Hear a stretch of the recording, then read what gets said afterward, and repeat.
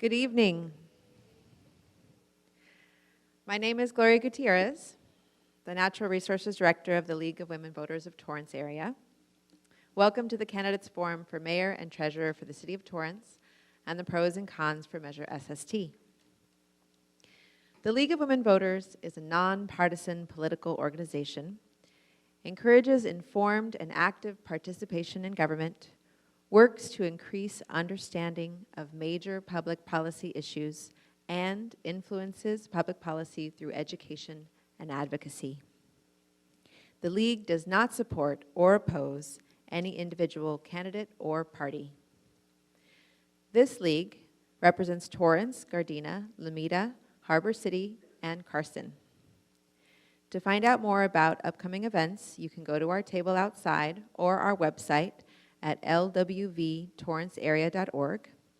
To join our mailing list, you can text 444-999, put in your email address and keyword LWVTA. I want to welcome you all to this evening's forum. I want to thank Torrance City Cable for live streaming this and for the Torrance City Clerk, Rebecca Poirier, for arranging the use of this space. To make things as smooth as possible and make sure you get the most out of this, we have different roles being played by different volunteers. The people filling these roles are as follows. Our timers are Jackie LaBeouf and Camilla Suffren. They'll be using paddles to let the speakers know about the times. So when they've reached partway through, they'll show one paddle, another paddle, and then it'll be time to stop. Our question gatherer is Jen Graham. Thank you. Question sorters are Monica Fredericks and Terry Fury. They'll be reviewing questions for duplication, legibility, and league neutrality. Now, here's how we'll be managing today's proceedings so everyone gets the most out of the candidates being here. If you want to pose a question to the candidates, please write it on a white card provided when you come in. If you need another, raise your hand and one will be brought to you. When done, raise your hand and we will collect it. Your question should be about an issue or subject matter and not about personally attacking any individual or party. Questions will be organized so that we can get to as many questions as possible without duplication.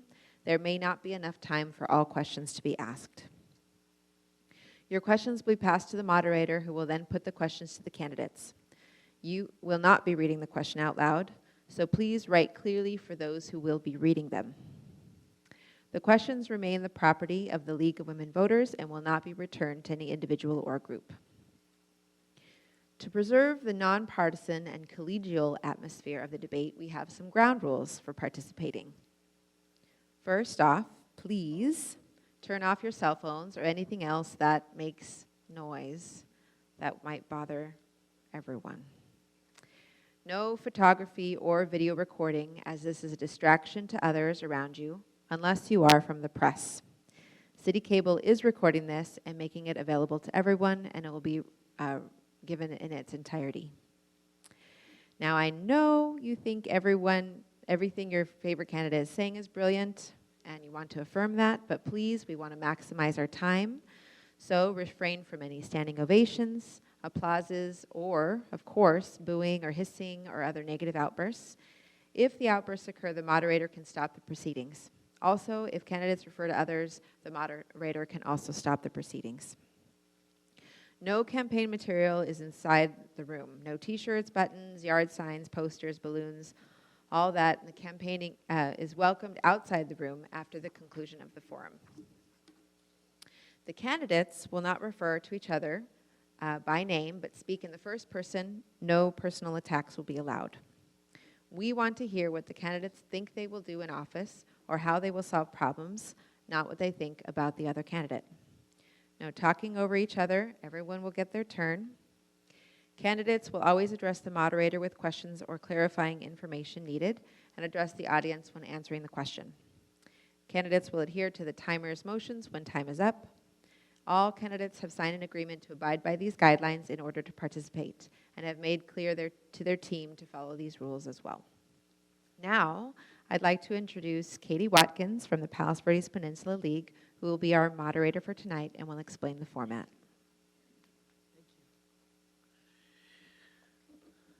Well, thank you to the League for inviting me to come in tonight. It's a nice turnout.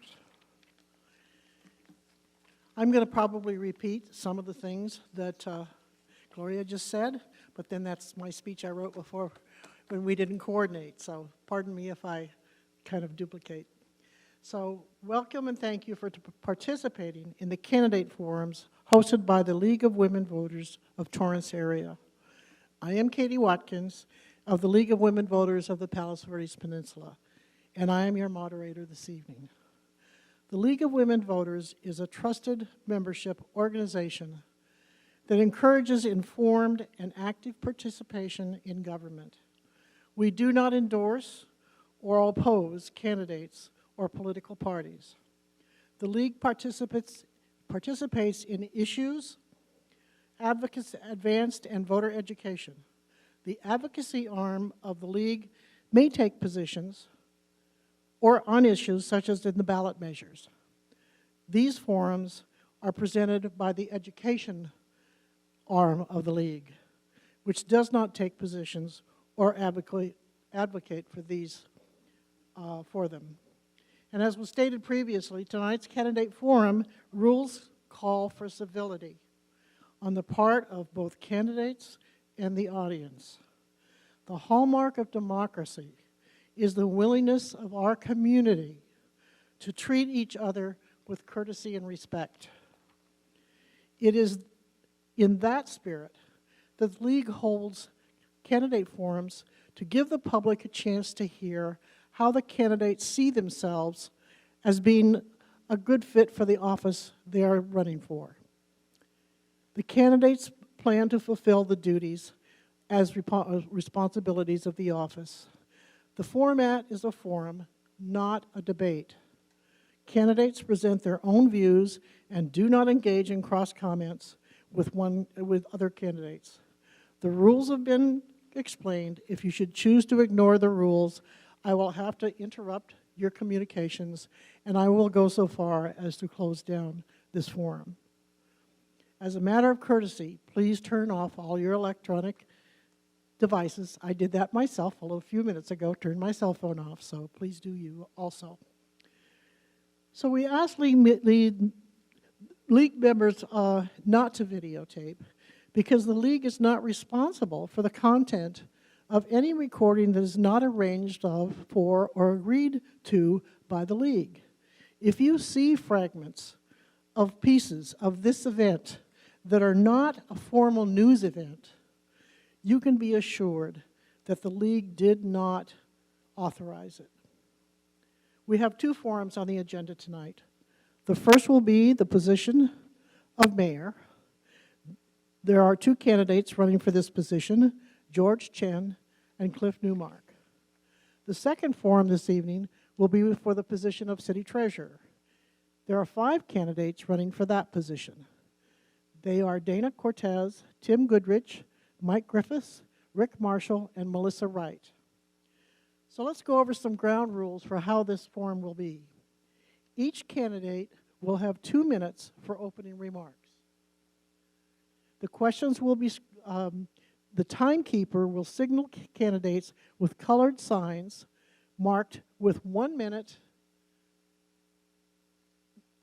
first 1 minute, and then 30 seconds and stop. So there'll be three, and if you would hold them all the way up so the audience can see too, then that helps them also. So as audience members arrived, our volunteers provided cards for submitting written questions. The questions will be screened by our sorters to avoid duplication and anything inappropriate. Each candidate will have 1 minute to respond to each question. Following the questions, each candidate will have 2 minutes for a closing statement. Now let's begin with our first candidate for mayor. We chose the order of appearance alphabetically, but there's only 2. So first, Mr. Chen. The first question is, are we still doing the opening remarks? what do you feel is the role and duties of the mayor of Torrance. I just want to check, did you want us to do our opening remarks first? Did you want us to do our 2-minute opening remarks first? Yes, I'm sorry. Yes, sorry. 2 minutes. I beg your pardon. Got over myself. Yeah, you're 2 minutes, and go ahead and start timing as soon as he gets speaking. Thank you. Go ahead, sir. Hi, I'm Torrance City Councilman George Chen. Thank you for electing me as your councilman back in June 2018 and again in March 2020. It has been an honor to serve you. I now ask for your support in electing me as Torrance mayor. Some accomplishment and progress we achieved while in office are: for public safety, we introduced the electronic neighborhood watch via Neighbors app. We supported year-round coyote trapping. We adopted an anti-camping ordinance, along with establishing the temporary shelter to address the homeless situation. We provided services to our community during the COVID-19 pandemic, while helping our businesses to operate as outdoor dining and financial aid, along with providing vaccinations. For our youth, I introduced the USA Water Polo team to train at the TUSD Aquatic Center. The LA Galaxy signed a 7-year lease of the former Toyota Sports Complex, now called the LA Galaxy Sports Complex. For our seniors and those with disabilities, we are planning to add the option of taking Uber or Lyft at a discount. I am the one with practical experience and the vision to be leaders in the 21st century. I have leveraged over 33 years of experience as an aerospace engineer, a program manager, and as a councilman to represent our collective values, solving real problems. Torrance is so diverse in commerce, food, and demographics. We are a micronation, and we need to feature the benefits of coming to Torrance to shop, eat, and play, driving up revenue while having one of the lowest sales tax in the county, especially when prices are rising on everything. Together, we can make Torrance a premier community for residents and visitors. I respectfully ask for your vote on June 7th, 2022 as Torrance mayor. Thank you. Thank you, Mr. Chen. Mr. Newmark?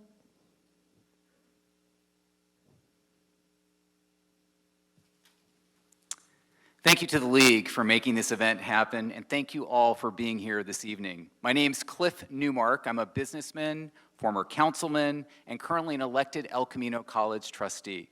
I started serving the city in 1999 as a commissioner. My wife, Diane, and I own our home and business here. Our kids attend Torrance Public Schools.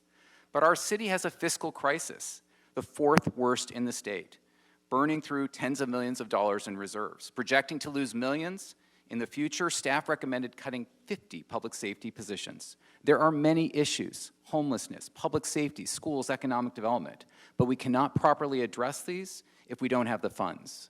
Fundamentally, with rising online shopping, the city doesn't retain the same kind of sales tax revenues compared to the past. And with less heavy industry, it doesn't get as much from utility users tax. We have a business model problem, which is something I've dealt with many times. In the private sector, my team and I revamped our company, doubling gross margins from $55 million to $120 million in 2 years, improving productivity, introducing technology. I was part of the city council team that led us out of the Great Recession with $50 million in reserves. As an El Camino trustee, I rooted out a structural deficit. At last year's end, the college had doubled the city's reserves. You may think things are better because the city projects more than $30 million in reserves. But that's like looking at your bank account after payday, but before the rent is due. One-time measures, 130 staff vacancies, $24 million from the feds, they've propped up the reserves. It doesn't mean our financial model is fixed. I do more than talk about fiscal discipline and not spending more than you take in. I've actually done it. On the council, I understood the significance of our financial challenges during the Great Recession and actively set forth changes to provide services at a lower general fund cost. More than 80 leaders and organizations endorse me because I'm a businessman who can help improve the city's business. And I've served our community for nearly 2 decades. Let's work together. Thank you, Mr. Newmark. So let's begin the questioning, and we'll start with Mr. Chen.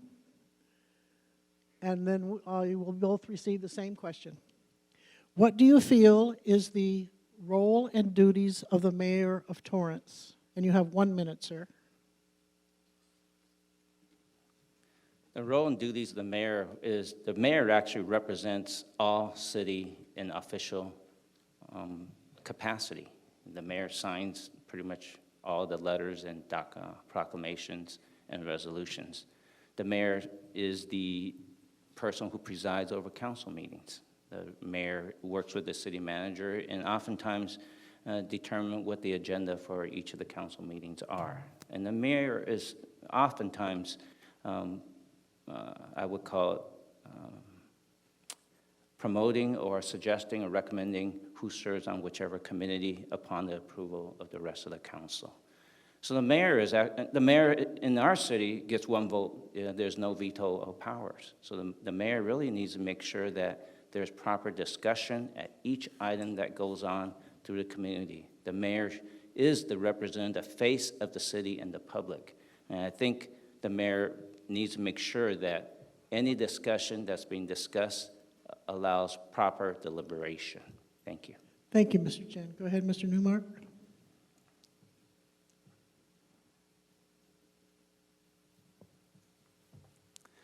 When I served on the city council, the joke was the mayor is equal to all the council members except more equal. The mayor has one vote equal to every other council member, except the mayor represents the city. The mayor is the only council member today that will be elected at large. All constituents vote for the mayor, and consequently, the mayor can help set the agenda for the city. Clearly, the mayor has to work in concert with the council as the policymaking board of the city, the fiduciaries of the city, to fulfill the people's will. And what that requires is to actually drive consensus, listening carefully to those staff members in terms of making decisions, and listening carefully to the other council members about their points of view as they represent their constituents of the districts. I think my 14 years in elected office will help enable me to lead the city as the mayor of Torrance. Thank you. Now, we will, as we go through the questions, we're going to reverse. So this next question is also for Mr. Newmark. What is your plan to address homelessness in our city?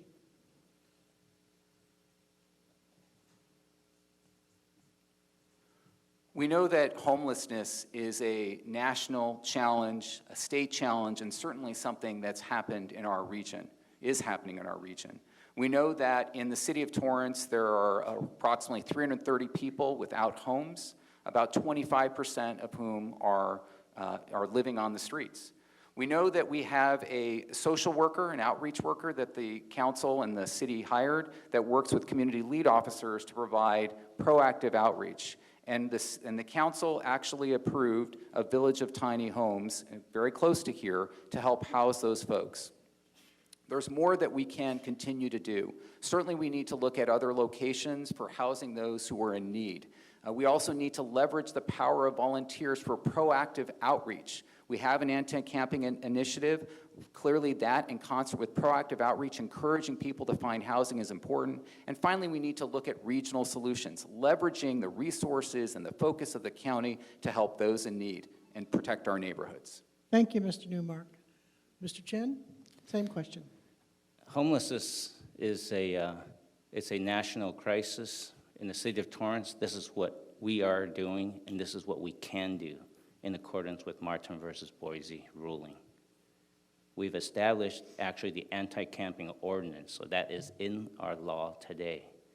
But in order to enforce anti-camping, we are required to have temporary shelter or housing available to offer services for those who are out in the streets. So we are doing exactly what we can do in the city of Torrance. We found the 40 tiny homes we're about to erect, which will be likely coming up by the end of June this year. For those who needs help, the officers will be able to offer service and help. For those who refuse help or services, we will enforce anti-camping ordinance in the form of some type of arrest. It could be a citation, but you cannot just live on our streets and defecate and urinate and establish havoc to our neighbors. Thank you. Thank you, Mr. Chen. All right, and you will start with the next question. Having recently lost 6 paramedic firefighters to other cities that pay more, what is your plan to attract and retain firefighters? The issue with the firefighters and paramedics going to other city is no different than even when I was back at Raytheon, when even today, Raytheon, Northrop Grumman, and Boeing, they're basically outbidding each other with double-figure raises. So that's a national issue, and our city is not immune to that. Some of the things we need to feature is we got to make sure that whenever we do our budget, we prioritize public safety first. If we're going to outbid every city, that would be an endless loop that every city is going to have with each other. We need to provide competitive salaries. We need to provide a good work-life balance environment. And the fact that I've been to ride-alongs with the fire and the police department, I went to 3 ride-alongs as a council member to understand what they do in their day-to-day work. It's a way that shows that, hey, we are behind you all the way. Sometimes you can't outbid forever. You need to at least show other areas where there's a feature to work in Torrance and live in Torrance. Work-life balance and the happiness of doing your work with pride. Thank you. Mr. Newmark, to you.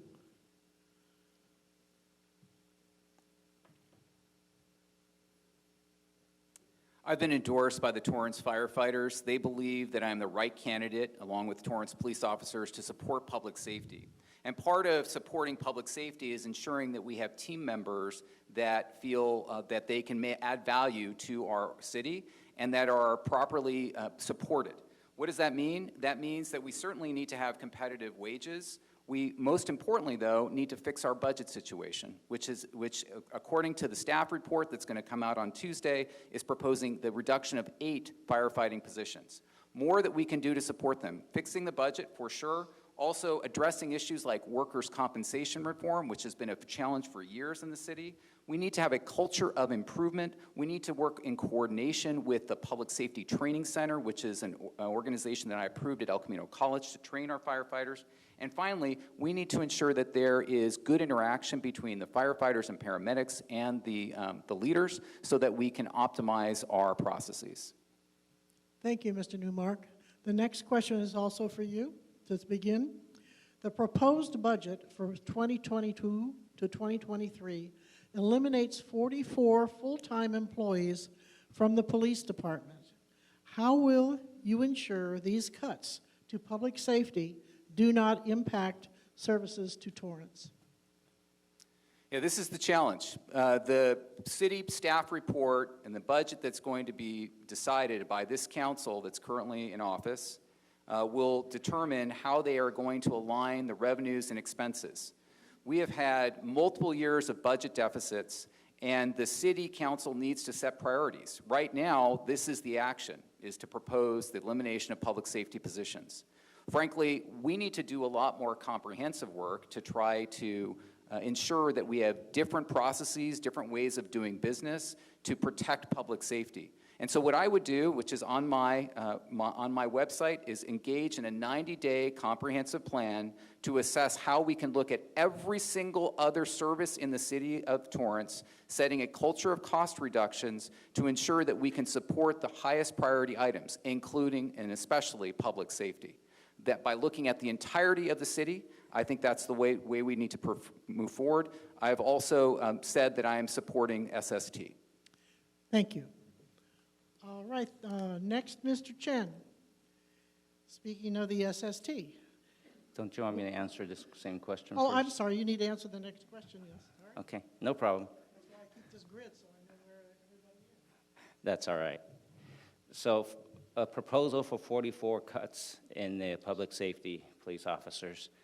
Just so you know, we got roughly a 221 fully staffed sworn police officer department. So we're not fully staffed. We haven't been fully staffed in the department for many years. And so the budget comes out, it's always assumed everybody is fully staffed. So that's actually not real. So of course, we got to do a budget assuming it's fully staffed. As of today, of our 221-ish sworn officers, with those who are on run time, those on administrative leave, we got roughly about 150 sworn police officers in active duty today. All right, so 150 from 221, so in my simple math, that's roughly 70 down from fully staffed. So the police department can keep the public safe, even when we're not fully staffed at 221. The chief will come up with new processes of 21st century policing. Not only the police department, but the fire department as well. There are ways we can be more efficient. Thank you very much. Thank you, Mr. Chen. All right. Next question, you will start also, Mr. Chen. What is your position on the half-cent sales tax measures, SST, that is on the June ballot? My position is I'm against it. I went on record and voted against it. And it goes back to a simple philosophy that I live by in my own family budget and finances, which I believe the city of Torrance should as well. We never spend more than we take in. And for budget purposes, if we've been using reserves since 2015, no matter what the reasons you will hear, that is not a good financial practice. We've been doing that since 2015, and I believe when we need to set the budget and set the priority, public safety first, and some of the very good nice to have, we're very emotionally attached to programs, needs to be prioritized. Because if you don't have public safety, really none of the other programs really matter. If you're scared to walk to school, you're scared to come to the Armstrong Theater, nothing else really matters. And I think we should promote the city as one of the cities with the lowest sales tax and bring in more business. And that's what the management of Del Mall wants to do. Thank you. Thank you. Mr. Newmark? This is the city's budget. This is the city's budget. We have had expenses exceed revenues for multiple years. I don't think that it's appropriate to eliminate dozens of police officer positions. Dozens. I have talked on the campaign trail about people feeling whether they're safe or not. I think people would like to have more public safety positions to ensure that we can do things like catalytic converter theft and thefts on porches. It's important that we support our public safety. And that's why I'm voting yes on SST. The depths of our financial condition are so severe that we will have to make extremely significant cuts for the long term. That's why I'm voting yes. I've already outlined the fact that our utility users tax is down from where it was. Sales tax is being impacted by online sales. This is why it's not something that I want to do. But given the depths of our financial condition, I will be voting yes on SST. Thank you, sir. You will start with the next question. This is kind of a long one. The Torrance Unified School District serves 23,000 students and shares the same constituents group with the city. What neighborhood school did you attend? Did you or your children attend? And how would you ensure that we maintain a healthy working relationship with the school district? That's a loaded question, that's a long one. So. Yeah. I grew up right outside of North Torrance. I used to take the bus from Narbonne High School to my home, and I used to stop off right over here in the main library. I used to look around, I was like, wow, this is a great city. I'd love to live here someday. So after meeting my wife, Diane, and when we tried to settle, we wanted to settle where our family is, where my mom lives, where Diane's mom lives, and that's why we're here. Our kids attended Riviera, my son attends Richardson, and it's super important because unlike LA Unified, our boundaries are exactly the same between the city and the school district, which provides a unique opportunity. One is to reinstate the joint use agreement, which we had when I was on the council. Two is to continue, which we did when I was on the council, to have joint meetings with the Torrance Unified School District. Three is to have regular meetings between the superintendent, the board president of Torrance Unified, as well as the city manager and myself. Looking at back office operations, field usage, oh, sorry. Thank you. Thank you so much. And to you, Mr. Chen. So after I came here from Taiwan, we lived here across the street from Alpine Village. Torrance, California, 90502. I thought I lived in Torrance all my life. Didn't even know why I went to Carson High School, but I just thought it makes sense. It was the closest geographic high school. So that's where I came from. After we got married, I still thought I lived in Torrance. We moved a block away from where I grew up, Torrance, California, 90502. My kids, when Amy was pregnant, with our first one, we decided that we're going to try to find a way to go in Torrance. So all our kids were in Anza, Jefferson, and West High. Relationship. I think relationship is just like how we do relationship everyday life with people. Even, I'll give an example. The current TUSD president, James Hahn, him and I talked about when Torrance Little League was doing so great last year. He said, George, is there any way we can do some kind of a parade when they come back. So him and I connected on the phone. We talked with Aram in the city, and basically, you guys work something out. We had the parade. Sometimes it's something as simple as that to develop a relationship. Thank you. All right, this will be the last question so that we can be sure and finish this on time. You gentlemen do a great job. Keeping right in your time limit, I appreciate that. And the audience is terrific. So, here is the last question.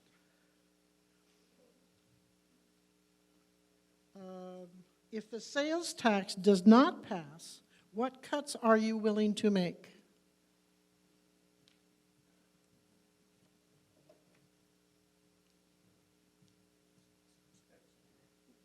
Which one of us is going first?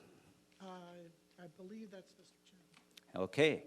So it looks like the budget is going in that we just referenced a few minutes ago as if the sales tax doesn't pass. So if the sales tax does not pass, as I shared earlier, we start with priority first is public safety, and we work with the chief in making sure that he has enough officers and enough technology with improved policing to make sure the community is safe. Then we start going down, what is the next really essential item? We're really talking essential. That's just like you would be discussing essential items for you to live in your own house. When I grew up, that's how we did it. You don't spend more than you make. And then we just go down each services, and we got to take the emotions out of it, making sure that the public is safe, the road is repaired. If a road takes 2 weeks to get repaired as opposed to 1 week, it might be okay. But when we have public safety issue, we preserve it, and we just go on down the priority until we got a budget that fits. Thank you. Thank you. Check the time here, see how we're doing. Do you think I could answer that? Thank you, I Katie. just need to, got my little grid here.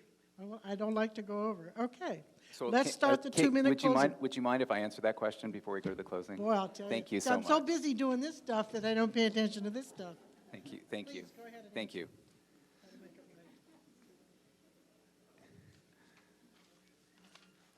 On my website, I've outlined the 90-day plan to address the city's finances, irrespective of whether the sales tax measure passes or not. First in that plan is to establish a culture of cost reductions, and that's why I am advocating suspending health insurance benefits and city-paid meals before council meetings for the mayor and council to send a signal to the city and the broader community, the city staff and the broader community, that we're serious about reducing costs.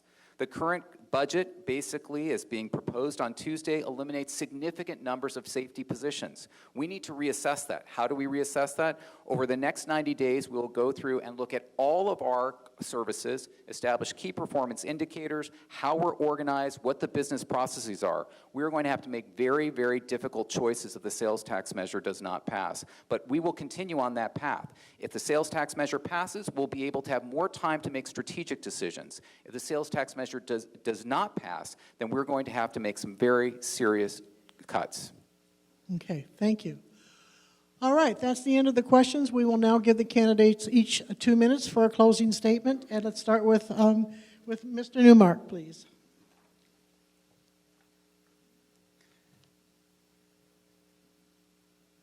To the League and all of you, thank you for being here. Democracy is not a spectator sport, and I thank you for taking part.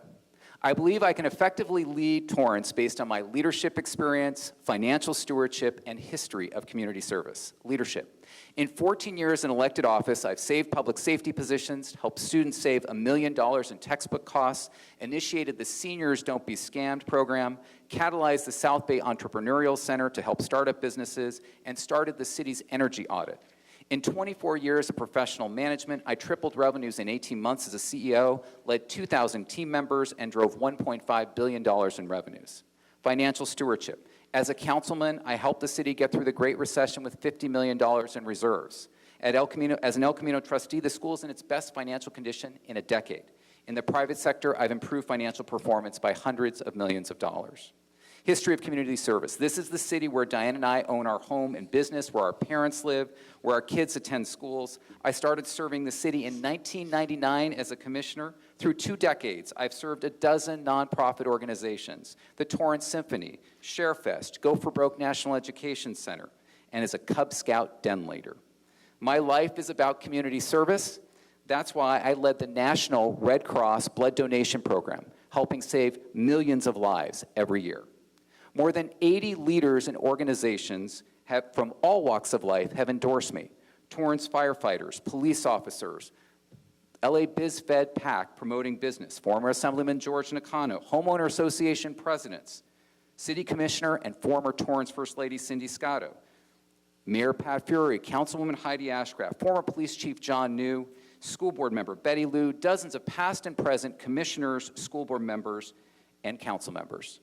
Election Day is June 7, and on that day, I ask that you make your mark for Newmark. Thank you, Mr. Newmark. Go ahead, Mr. Chen. Thank you for taking time out to attend this candidate forum. This evening gave you an opportunity to determine who will represent you in the years to come, one whose vision and values most closely align with yours. Thank you for your trust in electing me as your councilman in the last 2 elections. I've been working hard in representing what's best for you. I will continue to apply my breadth of experience, taking a vision and putting a plan to action to create a vibrant tomorrow, not just for us, but for generations to come, so we'll be leaders in the 21st century. I have the experience to put new ideas and technology into everyday use for a safer community. My wife and I are blessed to have lived in Torrance for 30 years, raising 2 children in our community and schools. I have the vision to capture opportunities to bring in higher-paying jobs, such as creating the technical workforce for the newly established Space Force, taking the opportunity to benefit from the upcoming 2028 Summer Games to generate revenue from visitors. I initiated a meeting with the LA Galaxy in October 2021, culminating in the grand opening of the LA Galaxy Sports Complex. I will continue to prioritize public safety to ensure the residents and businesses can succeed in this city we call home. In addition, I will proactively improve the environment for new business opportunities that will yield new revenue. This vision helps build the Torrance of tomorrow, one that generates revenue to fund services for our residents. I ask for your vote as mayor on June 7th, 2022. Thank you. Thank you, Mr. Chen. And thank you so much for the audience were quiet. You could give them a round of applause now. Say thank you to them.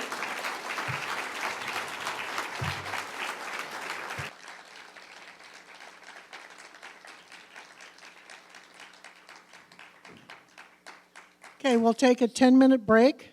The next candidate forum for the Office of Treasurer will begin in about 10 minutes. And if you haven't submitted questions, you're still welcome to do so for the Treasurer. Thank you.